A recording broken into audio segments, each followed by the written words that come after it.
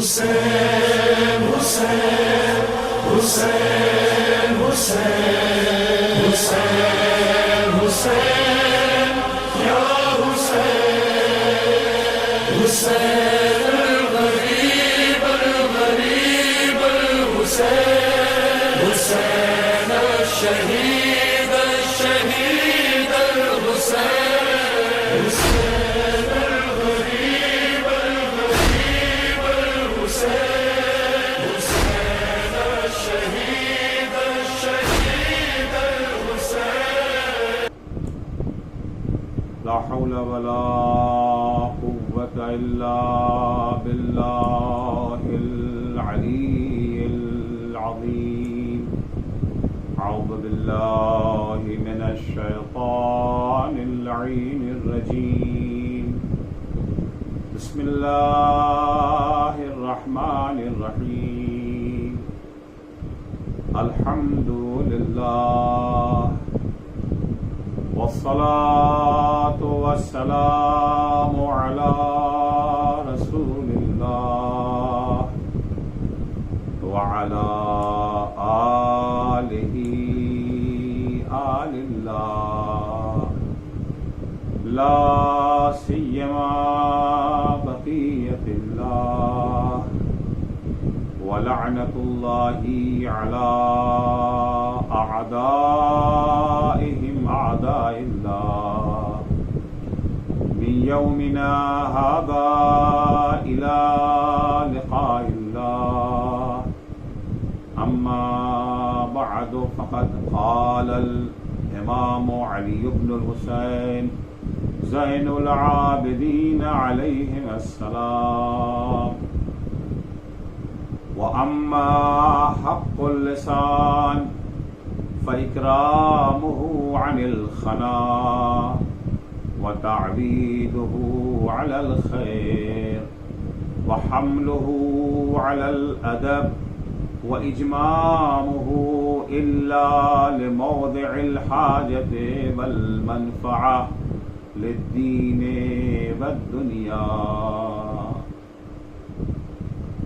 عزیزان گرامی، ہماری گفتگو انسانی حقوق کے سلسلے میں ہے. اللہ جل شانہ نے ایک انسان کے لیے دوسرے انسان پر کیا کیا حقوق مقرر فرمائے ہیں، ایک انسان کو دوسرے انسان کے تئیں کن حقوق کا حقدار قرار دیا ہے. امام علیہ السلام انسانی حقوق کو بیان کرنے کے سلسلے میں سب سے پہلے اللہ کا حق بیان فرماتے ہیں کہ یہ وہ حق ہے جب تک انسان اس حق کو ادا نہیں کر دیتا بقیہ حقوق کی ادائیگی کی کوئی ضمانت نہیں ہے. اللہ کے حق کی ادائیگی کے بغیر انسان انسانی حقوق کے خوشنما نعرے تو ضرور لگا سکتا ہے، لیکن جب عمل کا مرحلہ آتا ہے، خصوصاً وہاں جہاں دوسروں کے انسانی حقوق کی رعایت کرنے کی صورت میں اسے نقصان کا سامنا کرنا پڑتا ہے، اس کے مفادات خطرے میں پڑ جاتے ہیں، وہاں پر انسان کے قدم ڈگمگانے لگتے ہیں. لیکن اللہ کے حق کی ادائیگی انسان کو سہارا دیتی ہے. اللہ کے حق کی ادائیگی یہ ہے کہ انسان اپنی زندگی اس کی اطاعت میں صرف کرے، اس کی عبادت و اطاعت میں کسی اور کو شریک نہ کرے. اللہ کا حق بیان کرنے کے بعد امام علیہ السلام نے خود انسان کا اپنے اوپر کیا حق ہے اس حق کو امام نے بیان فرمایا. امام نے انسان کے نفس کا اس پر کیا حق ہے، انسان کے وجود کا اس پر کیا حق ہے. اس سلسلے میں یہ فرمایا تھا انسان کے نفس کا حق انسان پر یہ ہے کہ وہ اسے پوری طور پر اللہ کی اطاعت ہی میں صرف کرے، استعمال کرے. اللہ کی اطاعت کے سوا، اللہ کی بندگی کے سوا اسے کسی اور مقام پر استعمال نہ کرے، کسی اور کی اطاعت و بندگی کے لیے اسے استعمال نہ کرے۔ اب اس کے بعد امام علیہ السلام انسان کے بدن کے جو اعضاء ہیں ایک ایک عضو کا امام حق بیان فرما رہے ہیں، کیونکہ جب نفس انسانی کا حق یہ ہے کہ اسے پورے طور پر اللہ کی بندگی میں صرف کیا جائے، تو وجود انسان ہی کے حصے اس کے اعضاء بدن بھی ہیں، اس کی زبان، اس کی آنکھ، اس کا کان، اس کا ہاتھ، اس کا پیر، امام ایک ایک عضو کا حق بیان فرماتے ہوئے سب سے پہلے زبان کا حق بیان فرماتے ہیں۔ وَأَمَّا حَقُّ اللِّسَانِ فَإِكْرَامُهُ عَنِ الْخَنَا، زبان کا حق یہ ہے انسان کے اوپر، یاد رکھیے گا، حق ہے زبان کا حق ہے انسان کے اوپر، اور انسان کا فرض ہے زبان کے سلسلے میں۔ کیا فرض ہے اس کا، کیا حق ہے زبان کا؟ فَإِكْرَامُهُ عَنِ الْخَنَا، زبان کا انسان پر حق یہ ہے کہ وہ زبان کو بد کلامی سے محفوظ رکھے، زبان کو کبھی بھی انسان بد کلامی کے لیے استعمال نہ کرے۔ وَتَعْوِيدُهُ عَلَى الْخَيْرِ، دوسرا حق زبان کا انسان پر یہ ہے نہ صرف یہ کہ زبان کو بد کلامی میں استعمال نہ کرے، بلکہ زبان کو عادت دے خوش کلامی کے لیے۔ صرف برائی سے زبان کو بچانا ہی کافی نہیں ہے کہ ابھی بعض انسان بولیں گے ہی نہیں، خاموش رہیں گے، چپ رہیں گے، سکوت اختیار کر لیں گے تاکہ زبان سے کوئی برا لفظ ادا نہ ہو، یہ کافی نہیں ہے۔ یہ ضروری تو ہے کہ زبان سے کوئی برا لفظ ادا نہ ہو، لیکن یہ کافی نہیں ہے۔ اللہ نے یہ زبان چپ رہنے کے لیے نہیں عطا کی ہے، خاموش رہنے کے لیے اللہ نے زبان نہیں عطا کی ہے، بلکہ دوسرا حق زبان کا یہ ہے کہ زبان کو استعمال لایا جائے، کام میں لایا جائے، لیکن خیر کے لیے۔ زبان کا دوسرا حق یہ ہے کہ انسان اپنی زبان کو عادی بنائے خوش کلامی کا، یعنی اس طرح سے زبان کی تربیت ہو جائے کہ جب بھی زبان کھلے تو اس سے اچھی ہی باتیں نکلیں۔ وَحَمْلُهُ عَلَى الْأَدَبِ، تیسرا حق یہ ہے کہ زبان کو آمادہ کرے ادب اور تہذیب کے لیے۔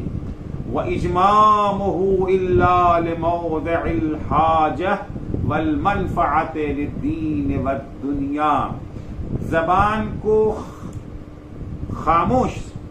خاموشی کی عادت ڈالے، مگر وہاں جہاں پر فائدہ ہو، دین کا فائدہ ہو اور دنیا کا فائدہ ہو۔ یعنی اگر انسان کی زبان سے دین اور دنیا کے لیے مفید باتیں نہیں نکل سکتی ہیں تو پھر وہاں بہتر یہ ہے کہ انسان سکوت اختیار کرے، خاموشی اختیار کرے۔ بولنا ضروری نہیں ہے، کبھی کبھی ہوتا ہے کہ انسان زبان کھولتا ہے تو وہ باتیں زبان سے نکلتی ہیں جو دین کے لیے بھی مضر ہیں، دنیا کے لیے بھی مضر ہیں۔ کبھی انسان بولتا ہے وہ باتیں زبان سے نکلتی ہیں جو نہ دین کے لیے مضر ہے نہ دنیا کے لیے، لیکن دین اور دنیا کا اس میں کوئی فائدہ بھی نہیں ہے۔ یوں ہی انسان یہ جو ہے بولے جا رہا ہے، نہ دین کا فائدہ ہے نہ دنیا کا فائدہ ہے۔ ایسے موقع پر اپنی زبان کو قابو میں رکھے، سکوت اختیار کرے، خاموشی اختیار کرے۔ وَعِفَاؤُهُ مِنَ الْفُضُولِ الشَّنِيعَةِ، اور اپنی زبان کو محفوظ رکھے بےہودہ پرگوئی سے، القلیلۃ الفائدہ، اس میں فائدہ اگر ہے بھی تو بہت کم فائدہ ہے۔ لا یؤمن ضررها مع قلت عائدتها، ایسی باتیں زبان سے ادا ہو رہی ہیں جس میں فائدہ تو بہت کم ہے لیکن نقصان کا خطرہ بڑا ہے۔ وَيُعَدُّ شَاهِدُ الْعَقْلِ وَالدَّلِيلِ عَلَيْهِ، امام فرماتے ہیں زبان کی اہمیت کو سمجھو۔ زبان، انسان کی زبان جو ہے وہ اس کی عقل کی گواہ ہے، انسان کی زبان سے پتہ چلتا ہے کہ اس کی عقل کس معیار کی ہے، اس کی عقل کتنی ہے، کس درجے کی عقل ہے۔ والدلیل علیہ، زبان ہی کے ذریعے سے انسان کی عقل کی حقیقت کا پتہ چلتا ہے۔ وتزین العاقل لعقلہ حسن سیرتہ فی لسانہ، انسان کی عقل کی خوبصورتی اور اس کے حسن کا پتہ اس کی زبان کی حسن سیرت سے پتہ چلتا ہے۔ اگر زبان کی سیرت اچھی ہے تو یہ علامت اس بات کی ہے کہ اس کی عقل بھی اچھی ہے۔ لا قوت الا باللہ العلی العظیم، امام فرماتے ہیں کہ جتنی بھی انسان کے پاس قوت و توانائی ہے ان سب کا سرچشمہ خدا علی عظیم ہے۔ زبان کتنی اہم ہے اس کا اندازہ ہم امام زین العابدین علیہ السلام ہی کے ایک دوسرے قول سے لگا سکتے ہیں کہ زبان کی کتنی اہمیت ہے، کتنی اہم ہے زبان۔ کسی نے امام علیہ السلام سے سوال کیا کہ مولا یہ بتائیے بولنا اچھا ہے یا چپ رہنا اچھا ہے، سکوت افضل ہے یا کلام افضل ہے؟ امام نے فرمایا ایسا ہے، کچھ آفتیں سکوت کے لیے ہیں، کچھ آفتیں کلام کے لیے ہیں۔ انسان جب بولتا ہے تب بھی کچھ آفتوں کا شکار ہو سکتا ہے، اور انسان کی خاموشی بھی اسے بعض مصیبتوں سے دوچار کر سکتی ہے، بعض آفتوں میں اسے مبتلا کر سکتی ہے۔ امام فرماتے ہیں لکل واحد منہما آفات، سکوت اور کلام دونوں کے لیے کچھ آفتیں ہیں۔ فَإِذَا سَلِمَ مِنَ الْآفَاتِ، اگر انسان نے اپنی زبان کو آفتوں سے محفوظ کر لیا ہے، نہ بولتے وقت اس کی زبان آفتوں میں گرفتار ہوتی ہے اور نہ خاموشی کے وقت زبان آفتوں میں گرفتار ہوتی ہے، جب آفتوں سے محفوظ ہو گئی اس وقت اگر سوال یہ کیا جاتا ہے کہ اب بولنا افضل ہے یا خاموشی افضل ہے، نہ سکوت کے صورت میں زبان آفتوں میں گرفتار ہوگی، نہ بولنے کی صورت میں زبان آفتوں میں گرفتار ہوگی، ایسے موقع پر اگر پوچھا جائے کلام افضل ہے یا سکوت، امام فرماتے ہیں فالکلام افضل من السکوت، تو اس وقت میں یہ کہہ سکتا ہوں کہ بولنا جو ہے وہ خاموشی سے بہتر ہے، کیونکہ اللہ نے یہ زبان چپ رہنے کے لیے تو نہیں دیا ہے، اللہ نے اس زبان کو عطا ہمیں کیا ہے کہ ہم اس کا استعمال کریں، اور ان کا حق یہی ہے کہ انہیں پورے طور پر استعمال کیا جائے۔ آپ نے کارخانہ لگایا ہے، بڑی بڑی قیمتی مشینیں آپ نے کارخانے میں لگا دی ہیں، لیکن یہ مشینیں بڑی خاک کھا رہی ہیں، ان کا استعمال نہیں کیا جاتا ہے، یا استعمال اگر کیا بھی جاتا ہے تو پورے طور پر استعمال نہیں کیا جاتا۔ اسے منفعت کہیں گے یا اسے خسارہ کہیں گے؟ یقیناً یہ خسارت ہے، یہ نقصان ہے، کیونکہ جو سرمایہ آپ نے صرف کیا ہے اس کے اندر وہ برباد ہو رہا ہے، وہ تباہ ہو رہا ہے۔ لہذا فالکلام افضل من السکوت، بولنا جو ہے، زبان کا استعمال کرنا، اس میں تالا نہ لگائے، انسان تالا نہ لگا کر کے زبان کا استعمال کرے، البتہ آفتوں سے بچا کر کے، آفتوں سے محفوظ رکھ کر کے یہ گفتگو، یہ بولنا خاموشی سے بہتر ہے۔ راوی کہتا ہے میں نے سوال کیا کیف ذالک، کیوں بولنا افضل ہے خاموش رہنے سے؟ امام نے فرمایا قال لأن اللہ عز وجل ما بعث الانبیاء والاوصیاء بالسکوت، اللہ نے 1,24,000 انبیاء بھیجے ہیں، اوصیاء بھیجے ہیں، نہ کوئی نبی آیا جو چپ رہتا ہو، نہ کوئی وصی ایسا آیا جو خاموش رہتا ہو۔ اللہ نے انبیاء کو چپ رہنے کے لیے نہیں بھیجا، اوصیاء کو اللہ نے خاموش رہنے کے لیے نہیں بھیجا، انبیاء بھی آئے بولنے کے لیے۔ انما بعثہم بالکلام، اللہ نے انہیں مبعوث کیا، اللہ نے انہیں بھیجا کلام کے ہمراہ بھیجا. نبی آنے کے بعد لوگوں کو ہدایت کرتا ہے، راہ راست پہ لاتا ہے، اشاروں سے نہیں، زبان کا استعمال نبی کرتا ہے. وَلَسْتَحَقَّتِ الْجَنَّةُ بِالسُّكُوتِ، کوئی انسان بھی مستحق جنت سکوت کی بنا پر نہیں ہوگا، خاموشی کی بنا پر نہیں ہوگا. وَلَسْتَوْجَبَتْ وِلَایَةُ اللَّهِ بِالسُّكُوتِ، اللہ کی ولایت اگر حاصل ہوئی ہے، کسی بندے کو اللہ نے اپنا ولی بنایا، اس لیے ولی نہیں بنایا کہ وہ خاموش رہتا ہے، وہ چپ رہتا ہے، اسے ولی بنایا ہے بولنے کے لیے. وَلَا تَوْقِيتٌ نَارَ بِالسُّكُوتِ، اور انسان اگر جہنم سے محفوظ رہنا چاہتا ہے اس کا ذریعہ بھی سکوت اور خاموشی نہیں ہے، بولنا ہے اس مقام پر جہاں بولنا ضروری ہے. انما ذالک بالکلام، اگر انسان اپنے کو آتش جہنم سے محفوظ رکھنا چاہتا ہے، جہنم سے اگر بچانا چاہتا ہے اپنے کو، اس کا ایک ہی ذریعہ ہے کلام، بولنا.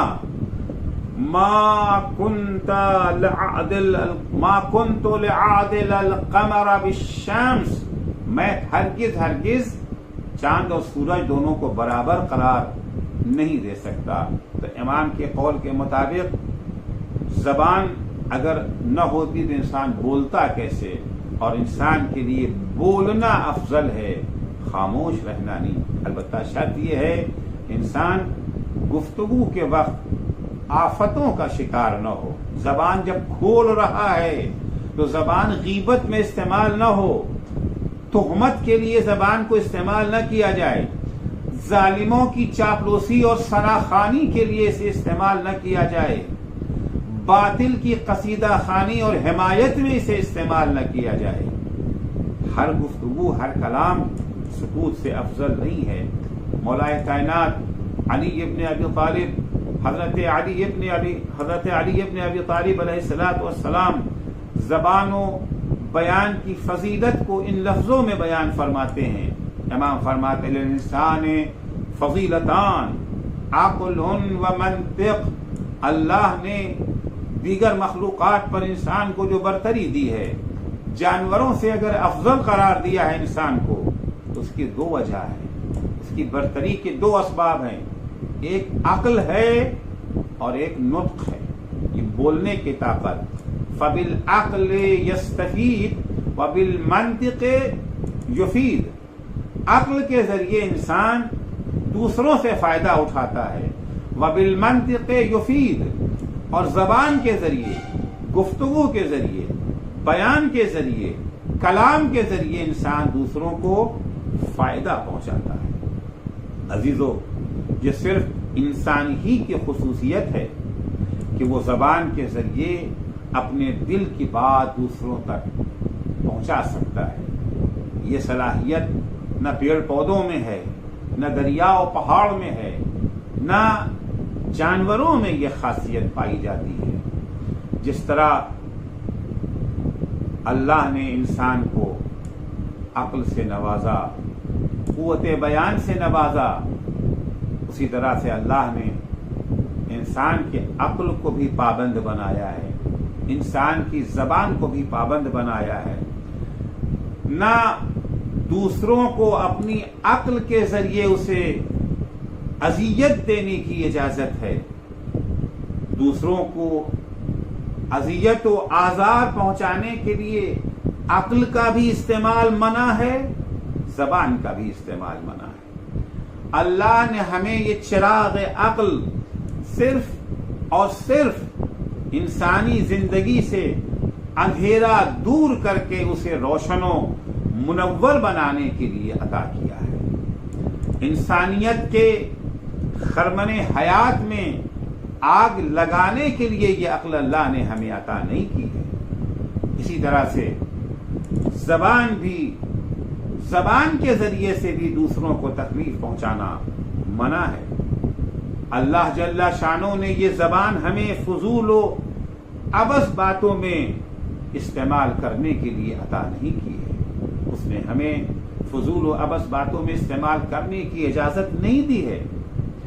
جس طرح سے زبان فضائل و کمالات، ثواب اور خوشنودی پروردگار حاصل کرنے کا ذریعہ ہے، اسی طرح سے عذاب آخرت اور اخلاقی برائیاں بھی اسی زبان کے ذریعے سے کمائی جا سکتی ہیں. یہ خیر کا بھی ذریعہ ہے، شر کا بھی ذریعہ ہے. یہی زبان ہمیں جنت میں بھی پہنچا سکتی ہے، یہی زبان ہمیں واصل جہنم بھی کر سکتی ہے. جھوٹ، تہمت، غیبت، تمسخر، چغل خوری، بد کلامی، فحاشی، گالاں گلوچ، جھوٹی گواہی، ظالموں کی حمایت وغیرہ جو بد اخلاقی کے بدترین نمونے ہیں، یہ سب زبان ہی کی دین ہے. یہ سارے گناہ، یہ ساری برائیاں انسان زبان ہی کے ذریعے حاصل کر سکتا ہے. اگرچہ زبان ہے تو بہت چھوٹی سی، زبان کا حجم اور اس کا وزن بہت کم ہے، لیکن اس کا جرم و عذاب اور اس کا دائرہ عمل بہت زیادہ ہے. آنکھ، زبان کے مقابلے میں آنکھ کا دائرہ عمل بھی محدود ہے.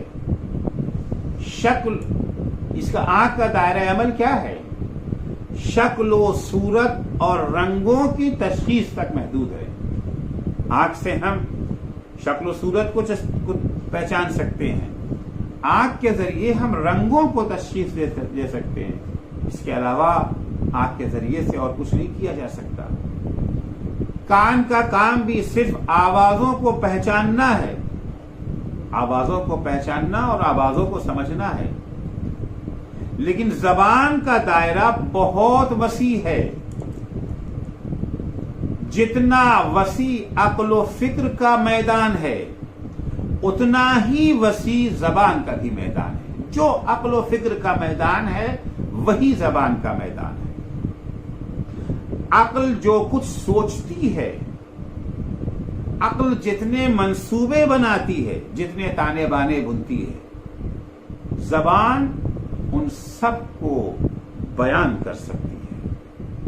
البتہ زبان کا کام صرف بیان کرنا نہیں ہے، بلکہ زبان بہت سی چیزوں کے ادراک کا بھی ذریعہ ہے. زبان حواس خمسہ میں سے ایک ہے، 5 احساسات جن کے ذریعے ہم چیزوں کو محسوس کرتے ہیں، درک کرتے ہیں، انہی میں سے ایک زبان بھی ہے. زبان اپنی ذائقے کی قوت کے ذریعے شیرینی اور تلخی، نمکینی اور کھٹاس کی خبر عقل تک پہنچاتی ہے. اس کے علاوہ جو انفارمیشن دوسرے اعضاء کے ذریعے یا خود زبان کے ذریعے عقل تک پہنچتی ہے، زبان اسے بیان بھی کرتی ہے. یعنی ادراک کا ذریعہ بھی ہے، اور عقل نے جن چیزوں کا ادراک کیا ہے انہیں یہی زبان بیان بھی کرتی ہے. یہ خصوصیت دیگر اعضاء میں نہیں ہے. کان سے انفارمیشن عقل تک پہنچائی جا سکتی ہے، کان کے ذریعے، آنکھ کے ذریعے انفارمیشن عقل تک پہنچائی جا سکتی ہے، ہاتھ کے ذریعے انفارمیشن عقل تک پہنچائی جا سکتی ہے. لیکن زبان کے ذریعے انفارمیشن کو بیان بھی کیا جا سکتا ہے، لیکن آنکھ کے ذریعے انفارمیشن کو بیان نہیں کیا جا سکتا ہے.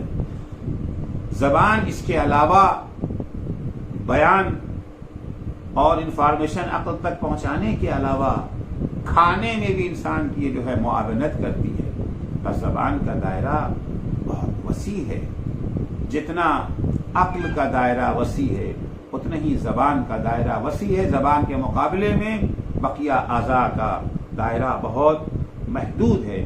اسی لیے اسلام نے زبان کو قابو میں رکھنے اور اس کے صحیح استعمال کی بہت تاکید کی ہے، اور اس پر کڑی نظر رکھنے کا بھی اعلان اللہ نے زبان دے کر کے آزادی تو دی ہے، مگر اسے آزاد چھوڑ نہیں دیا ہے، اس کی نگرانی بھی ہو رہی ہے۔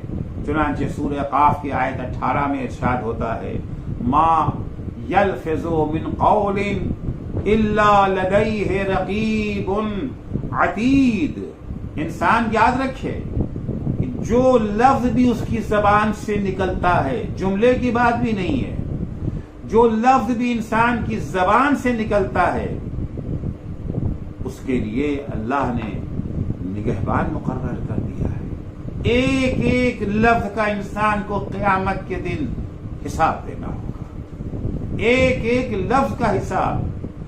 اگر زبان سے برے الفاظ نکل گئے تو بھی سزا ہے، اور اگر زبان سے بیہودہ، بے فائدہ، لغو اور عبث الفاظ نکلے ہیں، انسان کو اس کا بھی حساب دینا ہی پڑے گا۔ قیامت کے دن جہاں انسان کے پورے وجود پر عذاب ہوگا، نافرمانی کی صورت میں، سرکشی کی صورت میں، گناہ کی صورت میں، وہیں مختلف اعضاء پر بھی اللہ عذاب نازل کرے گا۔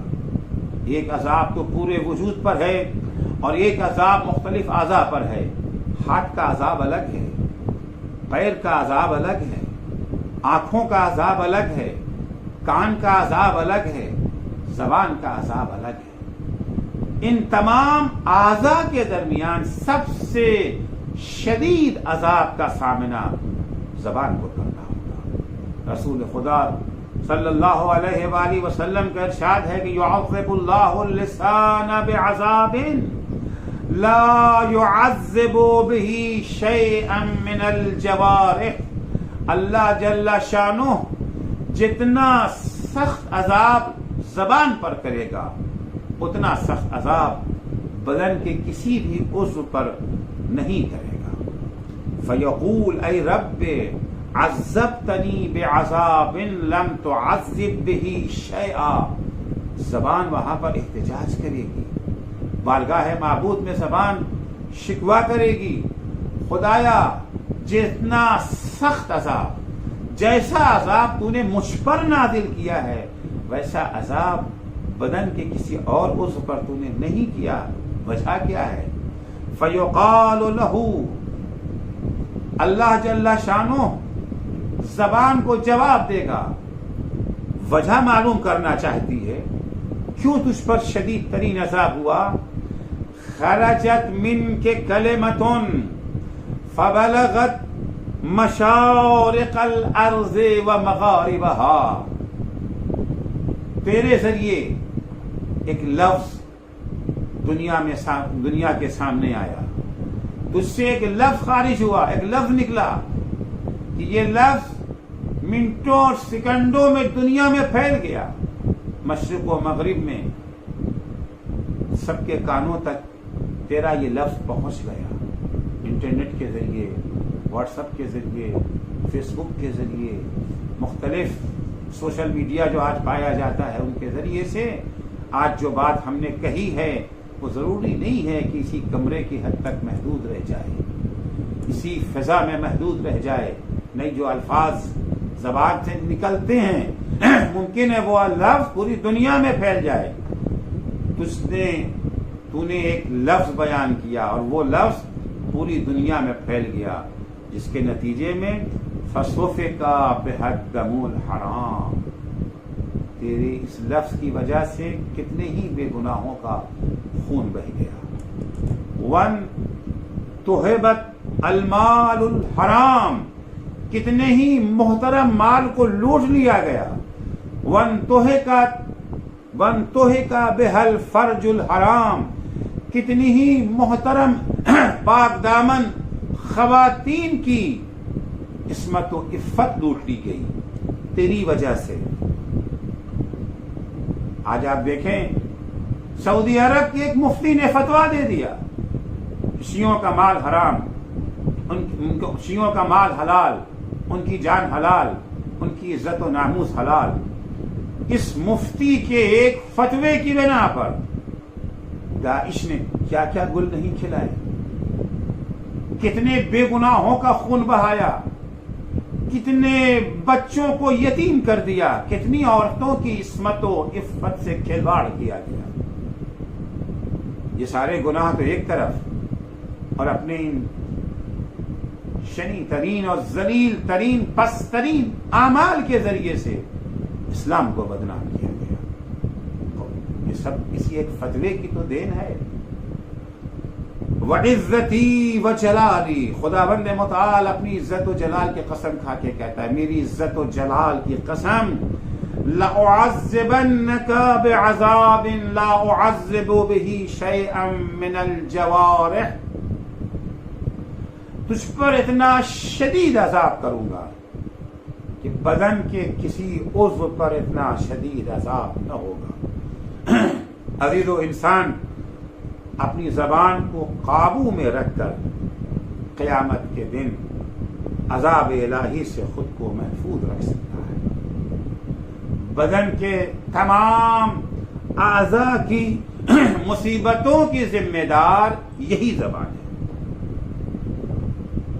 زبان بد کلامی کر کے خود تو 32 پہرے داروں کے پیچھے چھپ جاتی ہے، تکلیف اٹھاتے ہیں بدن کے دوسرے اعضاء۔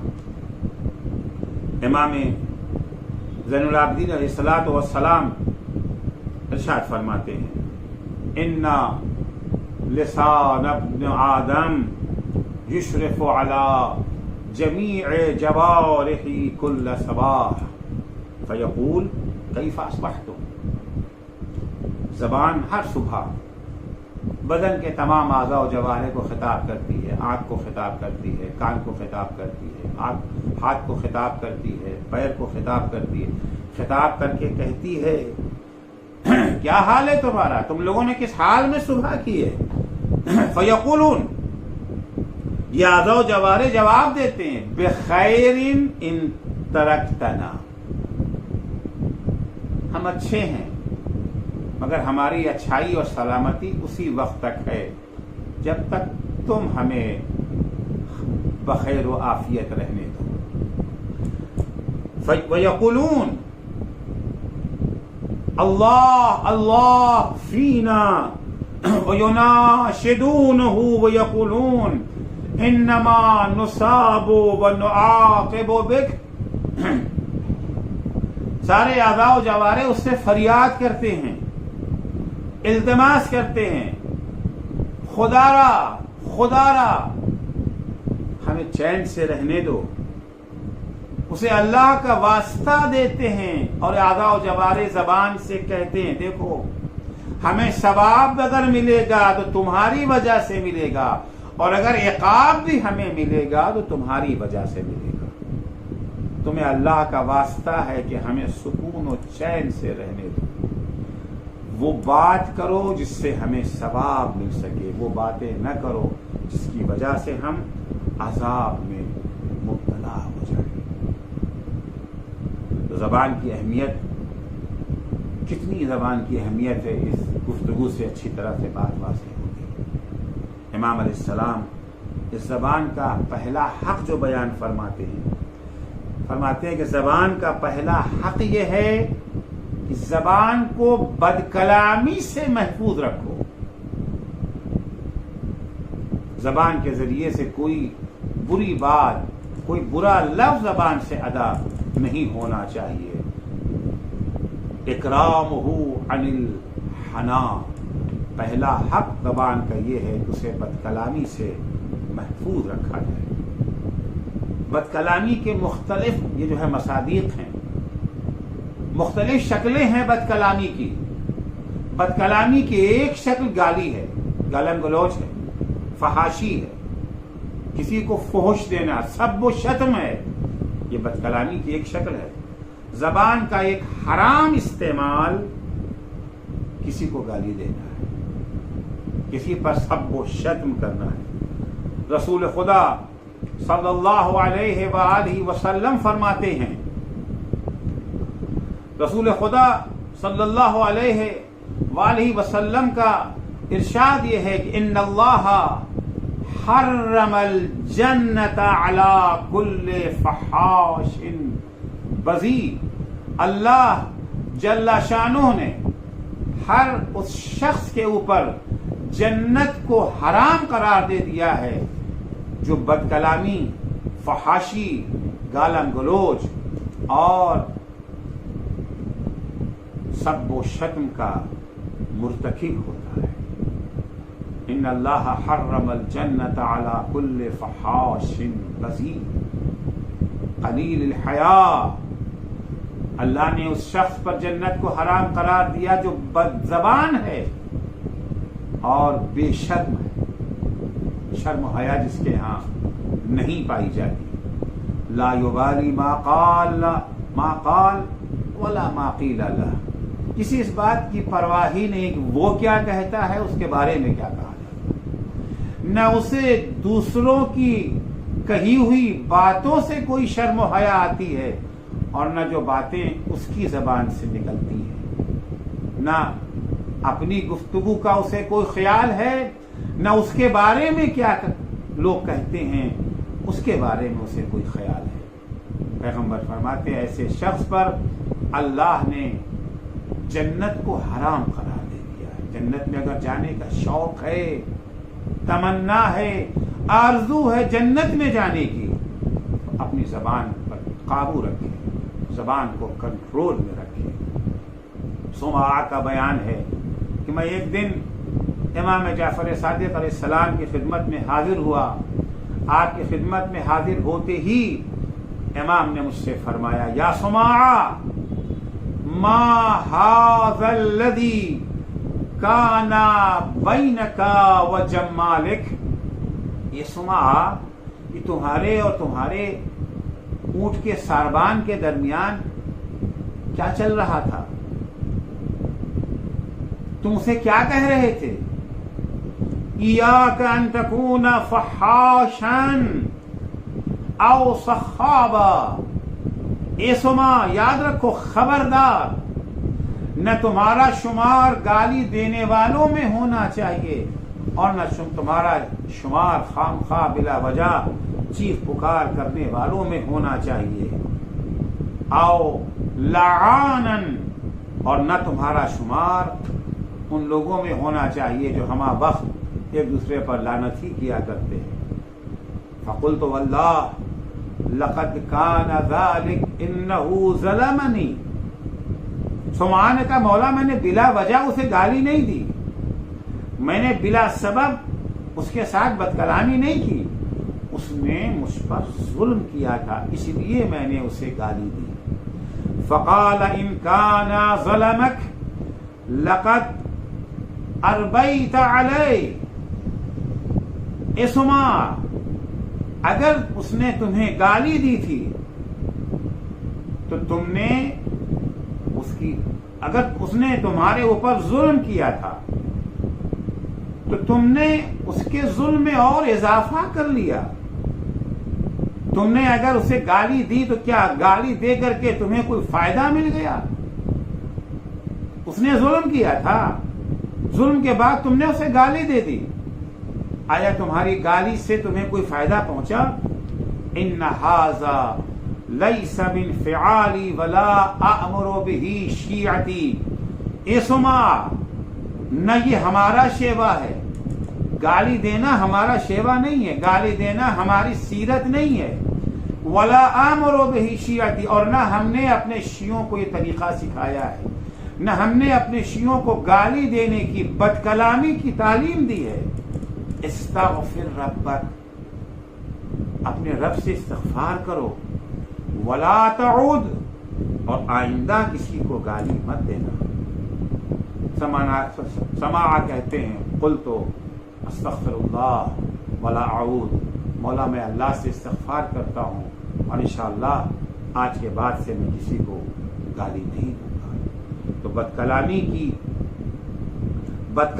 کی ایک علامت، بدکلامی کا ایک مصداق گالی دینا ہے، فحاشی کرنا ہے، دوسروں کو سب و شتم کا نشانہ بنانا ہے۔ بدکلامی کا دوسرا مصداق، بدکلامی کا دوسرا نمونہ دروغ گوئی ہے، جھوٹ بولنا ہے۔ امام علیہ السلام نے فرمایا ہے کہ زبان کا حق کیا ہے؟ زبان کا حق یہ ہے کہ اپنی زبان کو بد کلامی سے بچائے رکھو، محفوظ رکھو۔ تو بد کلامی سے اگر زبان کو بچانا چاہتے ہیں، اگر زبان کا حق ادا کرنا چاہتے ہیں، تو ایک حق اس کا یہ ہو گیا کہ ہم اپنی زبان کو گالم گلوچ فحش باتوں سے محفوظ رکھیں۔ دوسرا مصداق بد کلامی کا جھوٹ ہے۔ قرآن مجید نے جھوٹ کو کفر کے برابر قرار دیا ہے۔ قرآن مجید کی نگاہ میں جھوٹا انسان مومن نہیں ہو سکتا۔ چنانچہ سورہ نحل کی آیت نمبر 108 میں ارشاد ہوتا ہے، اچھی طرح سے آیت کو سنیں۔ انما کا لفظ وہاں استعمال کرنا ہوتا ہے جہاں حصر کرنا ہوتا ہے۔ انما یرید اللہ لیذھب عنکم الرجس اہل البیت ویطہرکم تطہیرا، انما ولیکم اللہ ورسولہ۔ جہاں جہاں لفظ انما آتا ہے وہاں یعنی یہی ہے اور کچھ نہیں ہے۔ انما یفتر الکذب الذین لا یؤمنون بآیات اللہ وَأُولَئِكَ هُمُ الْكَاذِبُونَ، سورہ نحل آیت 108۔ جھوٹ صرف وہی اور وہی لوگ جھوٹ بولتے ہیں جو اللہ پر ایمان نہیں رکھتے ہیں۔ یعنی اس کا مطلب ہے کہ اللہ پر ایمان رکھنے والے جھوٹ نہیں بولتے ہیں۔ انما حصر ہے، صرف وہی افراد جھوٹ بولتے ہیں جو اللہ کی نشانیوں پر ایمان نہیں رکھتے۔ لا یؤمنون بآیات اللہ، رسول خدا اللہ کی ایک نشانی ہے، امیر المومنین اللہ کی ایک نشانی ہے، صدیقہ طاہرہ فاطمہ زہرا سلام اللہ علیہا اللہ کی ایک نشانی ہے، سید الشہداء اللہ کی ایک نشانی ہے، قرآن مجید اللہ کی ایک نشانی ہے۔ قرآن کی آیت گواہ ہے کہ جھوٹ صرف وہی لوگ بولتے ہیں جو اللہ کی نشانیوں پر ایمان نہیں رکھتے۔ قرآن پر ایمان رکھنے والا، رسول خدا پر ایمان رکھنے والا، امیر المومنین پر ایمان رکھنے والا، صدیقہ طاہرہ پر ایمان رکھنے والا، سید الشہداء پر ایمان رکھنے والا کبھی جھوٹ کے قریب نہیں جائے گا، کبھی وہ انسان جھوٹ نہیں بولے گا۔ اولئک ھم الکاذبون، وہی افراد صرف اور صرف جھوٹے ہیں جو اللہ کی نشانیوں پر ایمان نہیں رکھتے۔ ایک شخص نے رسول خدا صلی اللہ علیہ وآلہ وسلم سے سوال کیا، یا رسول اللہ المؤمن یزنی، اے اللہ کے رسول کیا مومن زنا کر سکتا ہے؟ بہت بڑا گناہ ہے زنا، زناکار کو کوڑے لگتے ہیں۔ بعض حالات میں اگر زنا محسنہ اگر ہے تو وہاں پر رجم کی بھی سزا ہے، سنسار کی سزا ہے۔ سوال ہے کہ یہ اللہ کے رسول کیا مومن زنا کر سکتا ہے؟ حضور فرماتے ہیں قد یکون ذالک، انسان ہے، ہو سکتا ہے لفظش ہو جائے، ہو سکتا ہے کہ کبھی انسان کے ساتھ انسان مومن سے بھی زنا کا ارتکاب ہو جائے، البتہ سزا یقیناً ملے گی۔ پھر وہ سوال کرتا قال المؤمن یسرق، اے اللہ کے رسول کیا مومن چوری کر سکتا ہے؟ قال قد یکون ذالک، ہاں ہو سکتا ہے کبھی قدم جو ہے پھسل جائے، لغزش ہو جائے، چوری کا ارتکاب کر بیٹھے۔ سوال ہوا قال یا رسول اللہ المؤمن یکذب، اے اللہ کے رسول کیا مومن جھوٹ بول سکتا ہے؟ حضور نے فرمایا قال لا، نہیں۔ اس کے بعد اپنے اس جواب کی دلیل کے طور پر قرآن کی آیت کو حضور نے پیش فرمایا، قال اللہ تعالی انما یفتر الکذب الذین لا یؤمنون بآیات اللہ، صرف وہی افراد جھوٹ بول سکتے ہیں جو اللہ کی نشانیوں پر ایمان نہیں رکھتے ہیں۔ جو اللہ کی نشانیوں پر ایمان رکھتے ہیں وہ کبھی جھوٹ نہیں بول سکتے۔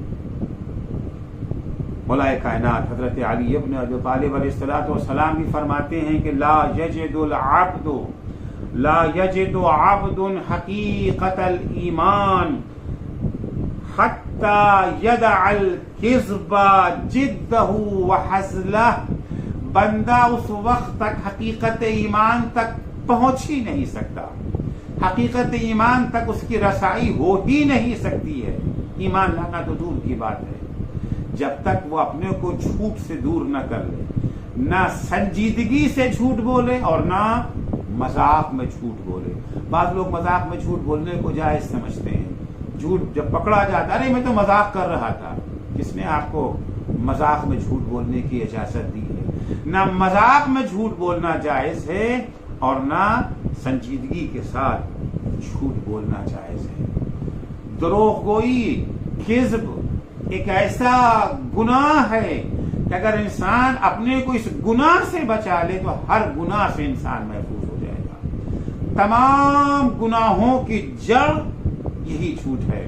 چنانچہ امام حسن عسکری علیہ الصلوۃ والسلام فرماتے ہیں کہ جعل الخبائث کلھا فی بیت واحد، ساری برائیاں، سارے گناہوں کو اللہ نے ایک گھر میں بند کر کے تالا لگا دیا ہے۔ اگر سارے گناہ بند کر کے تالا لگا دیا گیا ہے، وہ تالا لگانے والا خدا ہے، تو یہ معاشرے میں گناہ پایا کیسے جاتا ہے؟ جی ایسی ہر تالے کی ایک چابی بھی تو ہوتی ہے نا، تالا بند ہے لیکن اگر چابی آپ کے پاس ہے تو آپ وہ تالا کھول سکتے ہیں۔ ساری برائیوں کو، سارے گناہوں کو ایک گھر میں بند کر کے تالا لگا دیا گیا ہے۔ امام فرماتے وَجُعِلَ مِفْتَاحُهُ الْكِذْبُ، لیکن اس تالے کی چابی جھوٹ ہے، دروغ گوئی ہے جو ہمارے پاس موجود ہے۔ جب انسان جھوٹ بولتا ہے تالا کھل جاتا ہے، سارے گناہ، ساری برائیاں باہر آ جاتی ہیں اور سماج گناہوں سے لبریز ہو جاتا ہے۔ تو عزیزو، زبان کا حق یہ ہے کہ اسے بد کلامی سے بچایا جائے۔ بد کلامی کا ایک مصداق گالم گلوچ ہے، دوسرا مصداق دروغ گوئی ہے، جھوٹ ہے۔ عزیزو، اگر انسان، اگر سماج، اگر معاشرہ دروغ گوئی کے گناہ سے پاک ہو جاتا تو یہ ساری مصیبتیں، یہ ساری جنگیں جو وجود میں آئی ہیں یہ وجود میں نہ آتی۔ انبیاء، اوصیاء، ائمہ علیہم السلام کو جن مصیبتوں کا سامنا کرنا پڑا، ان مصیبتوں کا سامنا نہ کرنا پڑتا اگر سماج دروغ گوئی کی بیماری میں مبتلا نہ ہوتا، اگر معاشرے نے، اگر سماج نے زبان کا حق ادا کر دیا ہوتا تو کربلا کا یہ المیہ بھی وجود میں نہ آتا۔ عزیزو، کوفے والوں نے امام کو خط لکھا تھا نا، امام حسین کو خط لکھ کر کے کوفے والوں نے بلایا تھا، دعوت دی تھی، مولا ہم آپ کا ساتھ دیں گے، مولا ہم آپ کے نقش قدم پہ چلیں گے، ہم آپ کو اپنا امام سمجھتے ہیں۔ اگر واقعی امام کو امام سمجھا ہوتا، اگر یہ خط جھوٹ پر مبنی نہ ہوتا، اگر یہ خط دروغ گوئی پر مبنی نہ ہوتا، جو خط میں لکھا تھا اگر کوفے والے اس خط پر قائم رہ جاتے تو کربلا میں وہ نہ ہوتا جو ہوا۔ اگر یہ افراد کربلا میں جو لوگ امام حسین کے مقابلے میں کھڑے تھے وہ کون تھے؟ ان کی بھاری اکثریت انہی کوفیوں پر مشتمل تھی جنہوں نے جناب مسلم کے ہاتھ پر بیعت کی تھی، جنہوں نے امام حسین کو خط لکھ کر کے بلایا تھا۔ اگر وہ اپنی بات پر قائم رہتے، اگر وہ دروغ گوئی سے کام نہ لیتے، آج نہ قاسم کی لاش گھوڑے کی ٹاپوں سے پامال ہوتی، نہ علی اکبر کے سینے پر برچھی لگتی، نہ عباس کے بازو قلم ہوتے، نہ بشیر کا گلا تیرے سے شعبہ سے چھنتا، نہ زینب کے سر سے چادر چھنتی، نہ ام کلثوم کے بازوؤں میں رسن بنتی، نہ سکینہ کے رخسار پر شمر کے تماچے لگتے۔ ایک طرف صادقین کا گروہ تھا، دوسری طرف کاذبین کا ٹولہ تھا۔ صادقین نے جو وعدہ پروردگار سے کیا تھا وہ اپنے وعدے پر قائم رہے۔ اگر انہوں نے مدینے میں کہا تھا رضا اللہ رضا اہل البیت، ہم اہل بیت کی وہی رضا ہے، وہی مرضی ہے جو اللہ کو پسند ہے وہ ہمیں پسند ہے۔ جو بات مدینے میں کہی تھی وہی بات حسین نے تیغ خنجر بھی کہی کہ رضا اللہ رضا اہل البیت۔ صرف حسین ہی نہیں، حسین کے کنبے کا ہر شخص، کسی مصیبت نے ان کو حق و صداقت کا دامن چھوڑنے پر مجبور نہیں کیا، بڑے ہوں یا چھوٹے، ہر ایک پر مصیبتوں کا پہاڑ توڑا گیا، مگر کسی کے بھی ثبات قدم میں کہیں لغزش نظر نہیں آتی ہے۔ اگر زینب اپنے موقف پہ قائم رہی تو 4 برس کی سکینہ بھی اپنے موقف سے پیچھے نہیں ہٹی۔ عزیزو، جناب سکینہ کی کن کن مصیبتوں کو بیان کیا جائے۔ پیاس کی مصیبت ایک طرف، شمر کے تازیانوں کی مصیبت ایک طرف، اور باپ سے جدائی کی مصیبت ایک طرف۔ سکینہ کے لیے باپ سے جدائی سب سے بڑی مصیبت تھی۔ ہمیشہ سکینہ بابا کے لیے تڑپتی تھی۔ راوی کہتا ہے، راوی وہ شخص ہے جس کے نیزے پر امام حسین کا سر بلند تھا۔ اس کا بیان ہے کہ ہم لوگوں کا طریقہ یہ تھا کہ جب کسی منزل پر پڑاؤ ڈالتے تھے تو پہلے نیزوں سے سروں کو اتار کر کے اسے صندوق میں بند کر دیا کرتے تھے۔ پہلے طریقہ یہ تھا کہ ایک ایک منزل ہم لوگ طے کرتے تھے، ایک ہر منزل کے اوپر پڑاؤ ڈالا جاتا تھا۔ لیکن جب راستے میں ہم پر حملے ہونے لگے، ہم جہاں سے گزرتے تھے، جب انہیں خبر ملتی تھی قاتلان حسین کا قافلہ جا رہا ہے، حسین کے کنبے کو اسیر کر کے لے جایا جا رہا ہے، تو ہم پر حملے کر دیا کرتے تھے۔ ان کے حملے کے خوف سے ہم تیزی کے ساتھ سفر طے کرنے لگے۔ اب ہر منزل پر پڑاؤ ڈالنے کے بجائے 2 3 منزلیں طے کرنے کے بعد پڑاؤ ڈالنے لگے۔ وہ کہتا ہے کہ ہم نے ایک جگہ پر پڑاؤ ڈالا، بہت تھک چکے تھے، میں اتنا تھکا ہوا تھا کہ نیزے سے سر کو اتار کے صندوق میں رکھنے کی مجھ میں طاقت نہیں تھی، چنانچہ میں نے نیزے سے سر کو اتارے بغیر دیوار سے نیزے کو لگا کر کے میں اسی عالم میں سو گیا۔ آدھی رات کو جب میری آنکھ کھلی ہے تو میں نے ایک عجیب منظر دیکھا۔ میں نے دیکھا کہ جہاں کے اوپر حسین کے اہل حرم بیٹھے ہوئے تھے، حسین کے قافلے میں سے ایک چھوٹی سی بچی، 3-4 سال کی بچی وہاں سے اٹھتی ہے، آہستہ آہستہ دبے قدم اس نیزے کی طرف آگے بڑھتی ہے جس پر حسین کا سر بلند تھا۔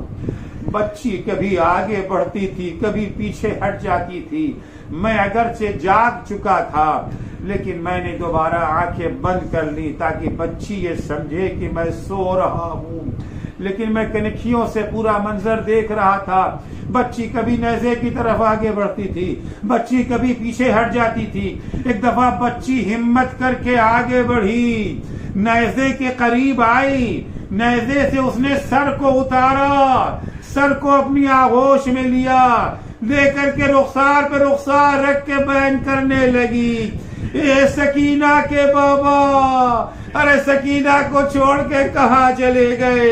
اے بابا، آپ کے بعد شمر نے تماچے مارے، یا بتا من الذی اخذبک بالدمک، اے بابا یہ آپ کی داڑھی آپ کے خون سے کس نے سرخ کر دی؟ یا بتا من الذی ایتمنی فی صغر سنی، اے بابا ارے بچپنے میں مجھے کس نے یتیم کر دیا؟ الا لعنت اللہ علی قوم الظالمین وسیعلم الذین ظلموا ای منقلب ینقلبون۔ بار الہ تجھے واسطہ ہے محمد و آل محمد علیہ السلام کا، ہماری اس مختصر سی عبادت کو قبول فرما۔ پالنے والے صدقے میں اہل بیت اطہار علیہ السلام کے ہمیں اپنی زبان کا حق ادا کرنے کی توفیق عنایت فرما۔ خدایا ہمیں توفیق عنایت فرما کہ وہ اپنی زبان کو بد کلامی کے گناہ سے محفوظ رکھ سکیں۔ بار الہ صدقے میں اہل بیت اطہار علیہم السلام کے، شیعیان حیدر کرار، محبان اہل بیت اطہار، زائران سید الشہداء، عزاداران مظلوم کربلا جہاں کہیں بھی ہوں، ان کی جان مال عزت آبرو کی حفاظت فرما۔ معبود تجھے واسطہ ہے محمد و آل محمد علیہ السلام کا، مراجع کرام اور رہبر معظم انقلاب اسلامی کی حفاظت فرما۔ امام زمانہ کے ظہور میں تعجیل فرما۔ جب حضرت کا ظہور ہو تو ہمارے اعمال ایسے ہوں کہ ہم ان کے اصحاب و انصار میں شمار ہو سکے۔ اللہم عجل فی فرج مولانا صاحب الزمان واجعلنا من اعوانہ وانصارہ۔